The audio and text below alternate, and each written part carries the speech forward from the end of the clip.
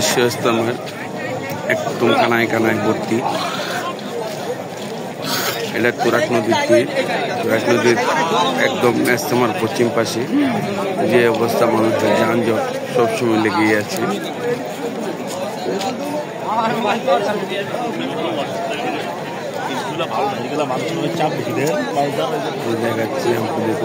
মানুষ আর মানুষ একেবারে কানায় কানায় ভর্তি ইজতেমা। শুক্রবার থেকে ইজতেমার মাঠ কানায় কানায় ভর্তি। আগামীকাল আখিরি মোনাজাত হবে ইনশাল্লাহ। আমরা আখিরি মোনাজাত করে চলে আসবো।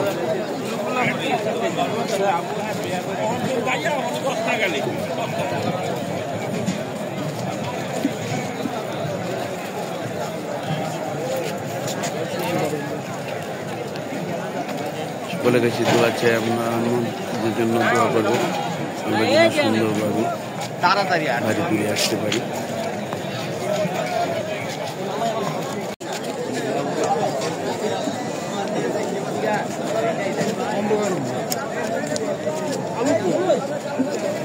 বিশ্ব ইজতেমার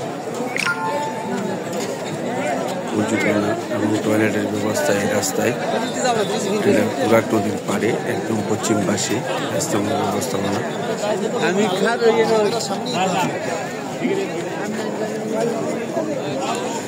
তুরাগ নদীর তীরে ইজতেমার পশ্চিম পাশে একেবারে কানায় কানায় ভর্তি মানুষের রাস্তায়।